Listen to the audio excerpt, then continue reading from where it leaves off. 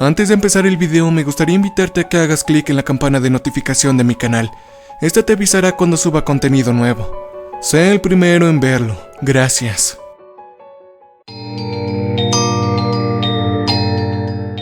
¿Saben una cosa?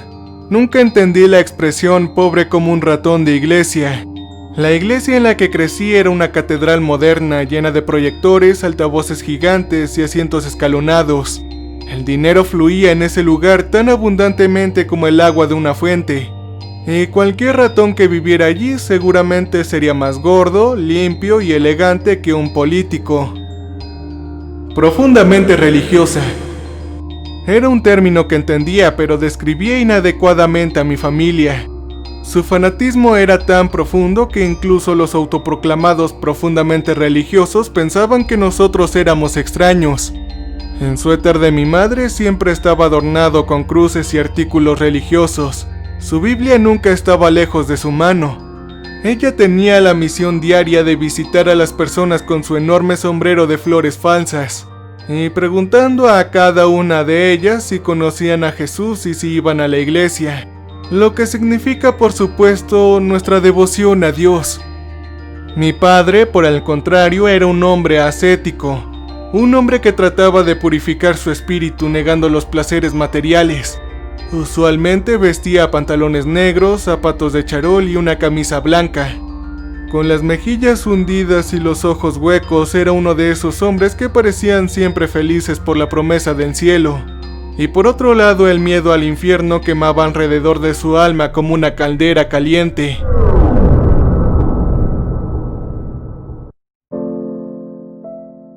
Me educaron en el hogar al menos hasta que mi madre se volvió demasiado asmática para enseñarme.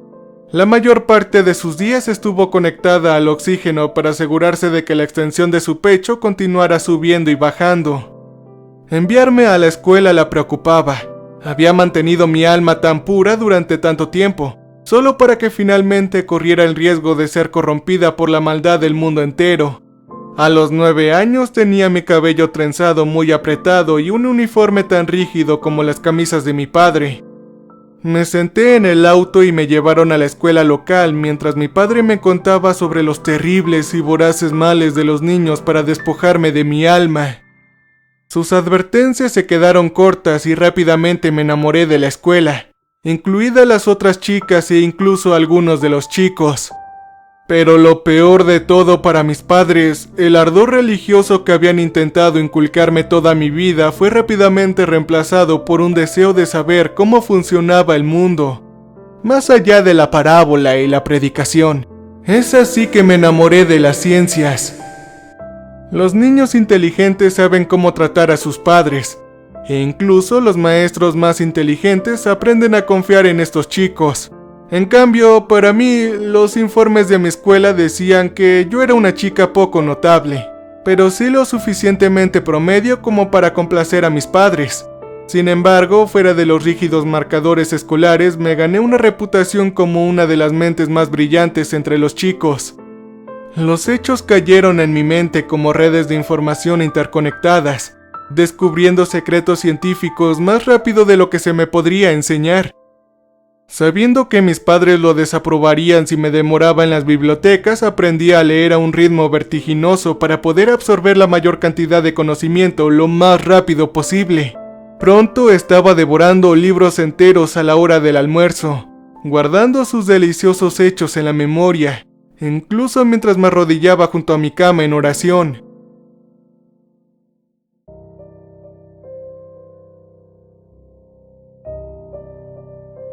A medida que crecía me preocupé por mi futuro y comencé a planear mi escape de la jaula religiosa en la que vivía.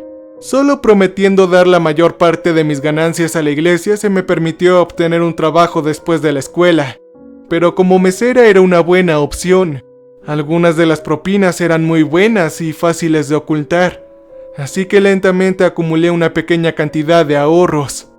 Mi otro trabajo era ayudar a mi padre con su pasatiempo, lo cual en verdad era más una obsesión que otra cosa, y de la cual necesitaba alguna explicación. A menudo me contaba cómo mi madre había sido muy hermosa, cómo había sido la envidia de todos los hombres de la ciudad cuando se estaban cortejando y cómo se casaron. También me contó cómo el parto, mi nacimiento, había destruido su cuerpo sin remedio. Él me dijo que profundamente había destruido a mi madre con la maldad de mi nacimiento, que el médico le había dicho que nunca tendría otro hijo por mi culpa. El hecho de que nunca tendría un hijo y que su única progenitora era una niña había roto a mi padre de una manera profunda y fundamental. Con sus piernas parcialmente paralizadas por mi nacimiento, mi padre se volvió distante y mi madre engordó comiendo constantemente para llenar el vacío interior. Todos los demás aspectos de su autocuidado físico terminaron, y con su belleza desvaneciéndose, su matriz estéril y sus piernas casi inútiles, se convirtió en una obligación para mi padre. La iglesia nunca le permitiría divorciarse de ella, y si acaso él le permitía morir por negligencia, iría al infierno. Entonces decidió sufrir. Todos sus deseos ligados por la iglesia, incapaz de tener el hijo por el que siempre había rezado e incapaz de saciar su apetito carnal, habían terminado. Toda esa energía fuera de lugar se convirtió en su pasatiempo: coleccionar textos religiosos. La biblioteca era una adición de la casa, construida fuera del garage, y estaba llena de todo tipo de textos bíblicos y religiosos que puedas imaginar. La mayor parte era cristiana, pero no toda. Habían versiones del rey James, así como volúmenes de mitologías europeas que describían a los dioses paganos muy alejados de los escritos del Antiguo Testamento. Me pregunté durante mucho tiempo qué buscaba en todos estos mitos. ¿Qué era lo que esperaba encontrar? Aparte de una salida emocional de sus torturas energéticas. Al principio supuse que debía estar buscando una verdad más elevada, algún gran mito empedrado que unificara a todas las religiones, algo más en lo que creer. Sin embargo, estaba muy equivocada. Mi padre no tenía una mente como la mía y no estaba buscando ninguna verdad superior. Él estaba buscando una escapatoria que lo sacara de la vida en la que se había quedado atrapado. Alguna parábola o escritura audaz que le diera el razonamiento dogmático para pedirle a la iglesia que anule su matrimonio y abandone a su esposa e hija. Me di cuenta de esto cuando encontré sus peticiones cuidadosamente escritas, los cuales detallaban puntos peculiares de la antigua ley religiosa y las formas en que creía que lo liberarían de sus responsabilidades familiares para siempre. Todo ello sin alguna pena divina. Él no era más que un abogado bíblico de mala calidad tratando de liberarse de un tecnicismo.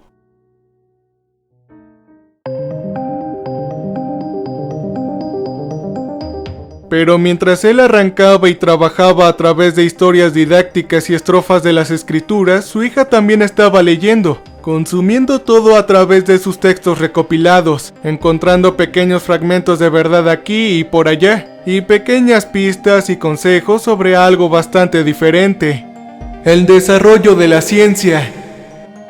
Y luego un día encontré algo sobre el anillo de Salomón. Gran parte de la biblioteca de mi padre era basura o libros con difícil lenguaje. Habían textos escritos a mano en cuadernos de profetas locos sin hogar y pergaminos descoloridos e intraducibles que probablemente eran falsos. Recogí 3 referencias antes de encontrarlo. Tal vez alternativamente se llamaba la puerta de Ishtar, aunque no podía estar segura de que los textos se referían a la misma cosa o si uno se encontraba relacionado con el otro. En cualquier caso, era una curiosidad. Un cifrado arquitectónico creado para divertir a alguien ingenioso mesopotámico con gusto por las matemáticas y la perspectiva forzada. Era una cosa imposible. Un círculo que no podría existir, como la cascada de Escher. Se enroscó y dobló sobre sí mismo. Mobius y Klein formaron un círculo contiguo y enredado que desafiaba la realidad. Esto lo dibujaría en clase cuando terminaba mis lecciones, girándolo de un lado a otro dentro de mi mente. Este rompecabezas sin solución hizo cosquillas en mi conciencia donde las ecuaciones y el cálculo no lo hacía. Desenrollé su forma y la reconstruí retándome a hacerse realidad. Los viejos escritos que encontré insinuaron que había sido real, a pesar de la imposibilidad de hacerlo y que algunos habían planeado construirlo pero habían sido detenidos. Esto realmente despertó mi interés, y cuando la impresora 3D que había ordenado en línea a través de la biblioteca de la escuela finalmente llegó, surgió una idea en mi mente para mi proyecto final de ciencias escolares. Todas mis impresiones iniciales fueron fallidas, y el viejo hardware al que había conectado la impresora me obstaculizó gravemente. Una computadora portátil antigua encontrada en una tienda llena de productos electrónicos de segunda mano. Pero yo persistí, modifiqué y volví a modificar todas las configuraciones. Y pacientemente dibujé el anillo línea por línea usando un software de código abierto que yo mismo había modificado. Les dije a mis padres que estaba imprimiendo algunos juguetes para regalárselos a mis amigos. Mis fallas coloridas se parecían exactamente a los juguetes llamativos que se encuentran en algunos paques de dulces baratos. Así que ellos me dejaron continuar. Aunque mis fracasos se volvieron más bruscos, no pude escapar de la sensación de que era posible imprimir el anillo. Que había un truco que no podía percibir del todo y que si lo encontraba, podría de alguna manera doblar las reglas de la realidad muy ligeramente para mi ventaja. El avance real se produjo por un accidente, tal como lo ha hecho varias veces en la historia humana. Fue gracias a una pieza de mi impresora. Un diente se rompió y no tuve reemplazo. Al lado de la impresora se encontraba uno de mis fallidos anillos. Se encontraba fascinantemente brillante y muy dentado, así que sin otra opción lo archivé para darle forma y lo puse en la impresora como una pieza de reemplazo improvisada. Mi siguiente impresión estaba más cerca de lo que nunca había llegado. Cuando levanté el componente de la impresora, el agujero en el centro parecía brillar cuando se mantenía en un ángulo muy específico. Probablemente fue solo un truco causado por los extraños patrones de luz arrojados desde la superficie interna del anillo, pero se sentía como si vislumbrara algo más allá del alcance de mi vista.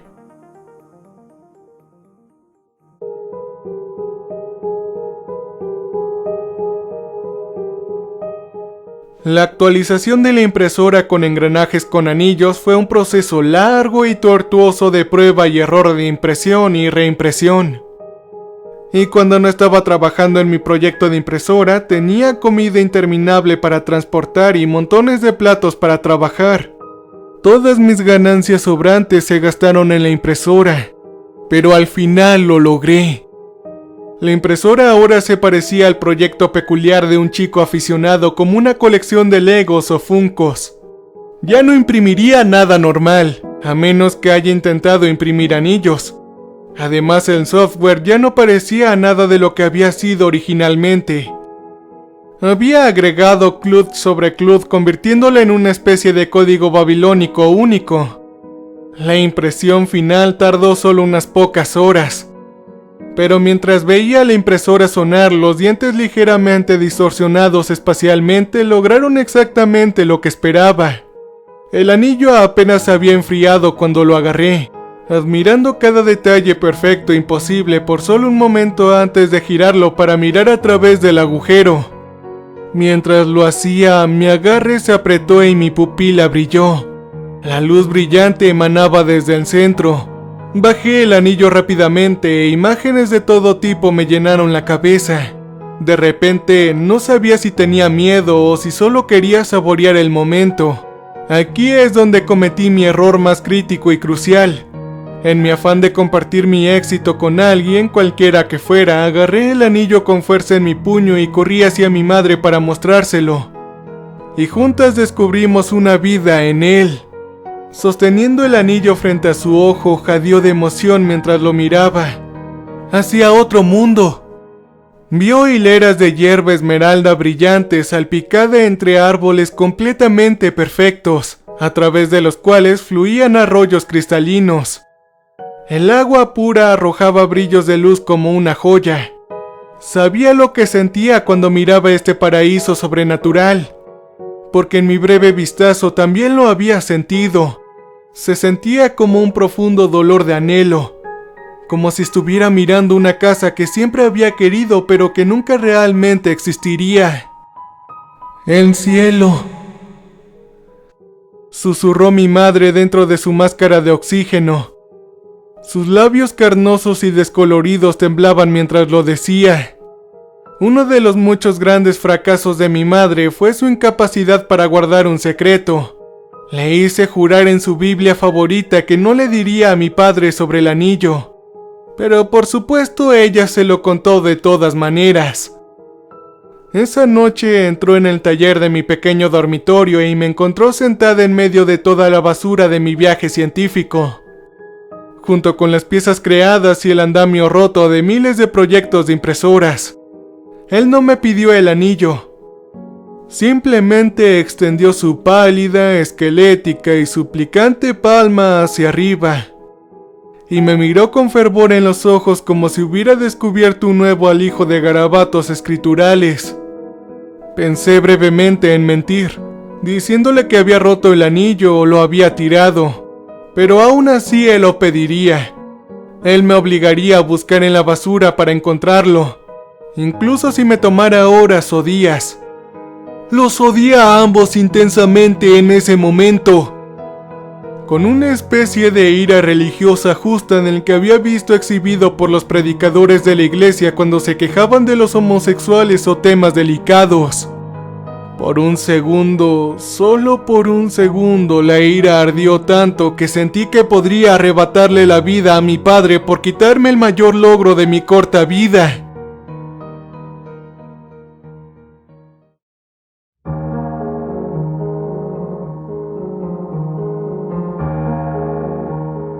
Entonces sus nudillos huesudos se conectaron bruscamente en mi mejilla, haciendo crujir mis dientes, y la furia se convirtió abruptamente en un shock frío. «Dámelo», susurró tan tranquilamente que su voz era casi inaudible. Sosteniendo una mano temblorosa contra el latido de mi pómulo, tomé una decisión. No se trata de darle el anillo. Esa fue una conclusión inevitable. No, mi elección instantánea fue mayor que este momento. Rápidamente recordé exactamente cuánto dinero tenía, qué ropa necesitaría llevar conmigo y qué tan lejos podría llegar antes de que notaran que no estaba. Mi padre me quitó el anillo. Luego procedió a tomar todo lo demás. «Eres la niña más mala de todo el mundo», él me dijo tan enojado mientras rompía mi impresora en pedazos con sus manos duras y huesudas. Ningún ser humano debería mirar el cielo antes de su tiempo. Esto es pura maldad. Cosas como las que Jesús mismo no hubiera querido presenciar y necesita ser expiada. Estoy muy decepcionado de ti. La pantalla del portátil se quebró cuando rompió la parte trasera de la máquina sobre su rodilla. Los cables se arrastraban como vísceras desde las bisagras separadas cuando él dejó caer su plástico y las pisoteó. Él golpeó fuertemente sus zapatos contra el plástico que tanto me había costado comprar. El cristal ondeaba en brillantes fracturas circulares como haciendo un homenaje al anillo que había creado. Después de que él se fue, quité cuidadosamente el disco duro sin daños. Recogí lo que necesitaba de mis pertenencias y luego salí por la ventana en una noche de otoño escalofriante. Años después, descubrí que ni siquiera me estaban buscando. Después de escapar, mis padres simplemente oraron para que me arrepintiera y regresara. Fue solo cuando perdí varios turnos en el trabajo que se vieron obligados a presentar el informe de persona desaparecida, ya que el dueño del restaurante era hijo de uno de los predicadores locales. Esto funcionó para mi ventaja, ya que podía obtener un boleto de tren a través del estado y dirigirme hacia el norte, a un clima más liberal donde no conocía a nadie y donde ya no estaría sujeta a una doctrina ridícula. Y mientras viajaba hacia mi nueva vida, en mi mochila se echaba el disco de la computadora portátil, con esos bordes metálicos duros excavando en mi columna vertebral, con un recordatorio del conocimiento que contenía. Me hice una promesa en ese tren. Reconstruiría el anillo de Salomón. Yo volvería a mirar el cielo, y esta vez ni siquiera mis padres podrían quitármelo, pero resultó ser una promesa difícil de cumplir.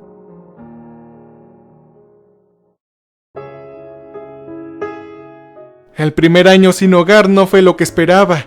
Había pensado conseguir otro trabajo en un restaurante en algún lugar.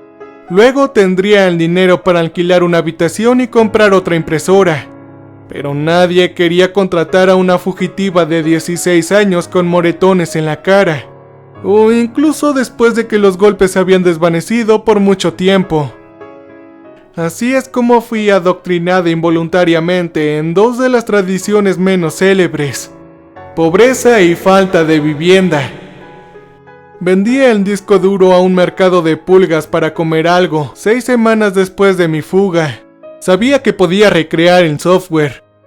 Todavía dibujaba el anillo donde quiera que fuera. En las aceras, en las puertas, en todos lados. Era una persona sin hogar con un recordatorio de lo que tenía que hacer. Me tomó 2 años miserables de mi vida sacarme de la alcantarilla. Hice cosas que una chica de 17 años sabía que la Biblia nunca debería haber considerado hacer. Pero no me importó. Yo era la niña más malvada que existe después de todo, ¿o no? Creando una laguna en el suelo y de paso probando a mi padre que Dios realmente existía. Lo que significa que cuando mi padre muera será castigado eternamente por tratar de salir de sus votos sagrados del matrimonio.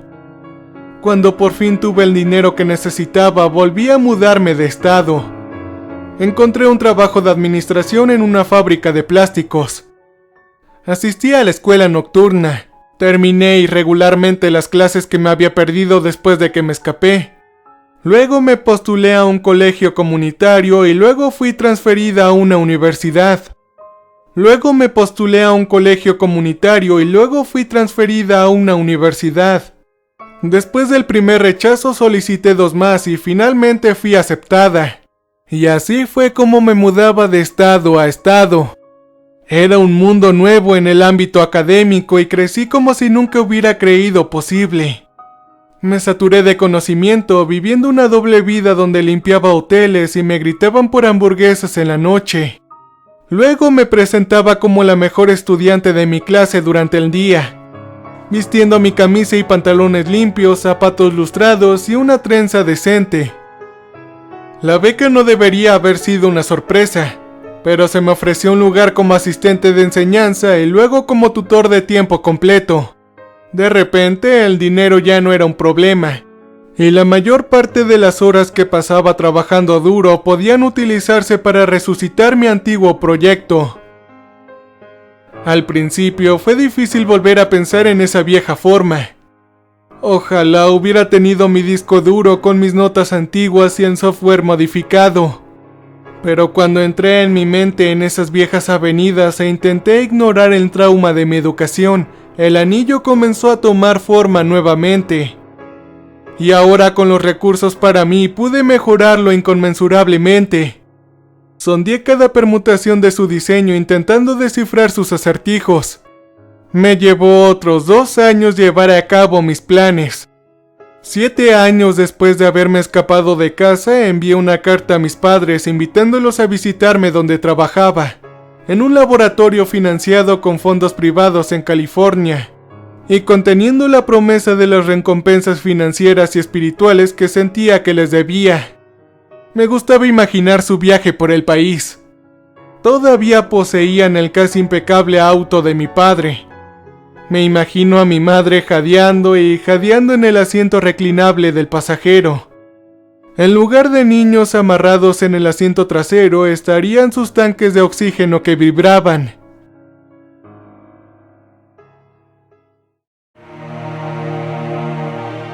Cuando finalmente llegaron, los saludé en el vestíbulo de la instalación. Un brillante edificio estéril de acero y azulejos blancos. El logotipo de la instalación se proyectaba en el suelo. Con una sonrisa tomo los mangos de la silla de ruedas de mi madre y la empujo hacia el elevador flanqueado por mi padre. No puedo evitar notar cuán desgastados, pálidos y cansados se ven ambos. incluso más grises y menos reales que en mis recuerdos. Mi laboratorio está en el medio de las instalaciones principalmente por privacidad. Mi madre dice poco. El viaje evidentemente le ha agravado el sistema respiratorio, ya que está demasiado estresada y parece que mi padre no puede encontrar ninguna palabra para abordar este repentino perdón, al igual que la caridad de su hija pecaminosa y repudiada. En la parte posterior del laboratorio se encuentra la puerta de entrada y el anillo perfectamente diseñado con todos los aspectos. Su forma se siente anticipatoria, eléctrica, incluso cuando está cubierta por una cortina pesada y estéril. Estaciono la silla de ruedas de mi madre y hablo sobre los proyectos paralelos en los que he estado trabajando.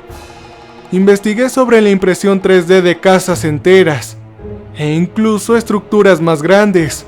Al hablar de mi trabajo puedo decir que no me entienden a la perfección. Echen un vistazo detrás de la cortina, ¿quieren? Le digo a mi padre, creo que quedarás bastante impresionado con este diseño en particular. Sus manos huesudas parecidas a patas de pájaros demasiado frágiles para sacudirme los dientes ahora, hacen a un lado la cortina, revelando las corrugaciones imposibles e imponentes del anillo del tamaño de un hombre alto. Sin embargo, en ese círculo no hay luz. No hay prados celestiales ni arroyos cristalinos. En cambio, hay una oscuridad sofocante. En el medio parpadea una sola brasa ardiente, tan distante que bien podría estar en el centro de la tierra. Un empujón fuerte es todo lo que se necesita para enviar a mi padre a ese terrible pozo de oscuridad. Y eso fue lo que hice. Sus brazos delgados se balancearon como molinos de viento sin poder hacer nada mientras cae.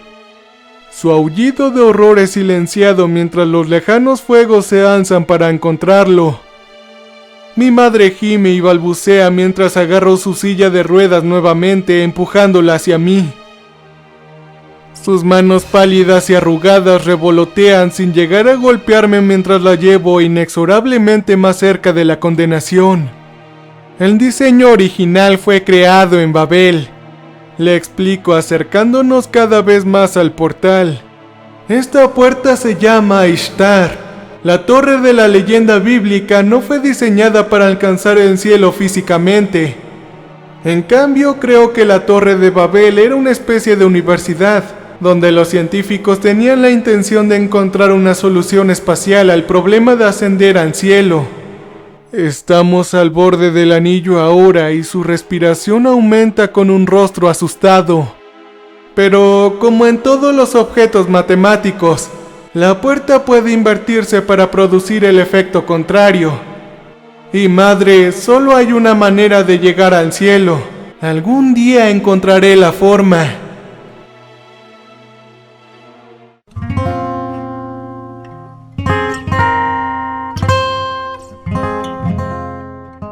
Las ruedas delanteras se tambalean sobre el borde del círculo de oscuridad mientras digo la última palabra. ¡El infierno! La veo caer al interminable vacío dejando su silla de ruedas atrás conmigo. Me sentí mejor que cuando miré por primera vez a través del anillo y vi el paraíso. Me sentí 1000 veces mejor ahora con lo que había creado. Cuando ella se convierte en un punto diminuto, perdido en el lejano resplandor de la llama infernal, me doy la vuelta saciada. Todavía tengo mucho trabajo por hacer. La segunda puerta debe ser mucho más grande. Lo suficientemente grande como para dejar pasar todo un ejército.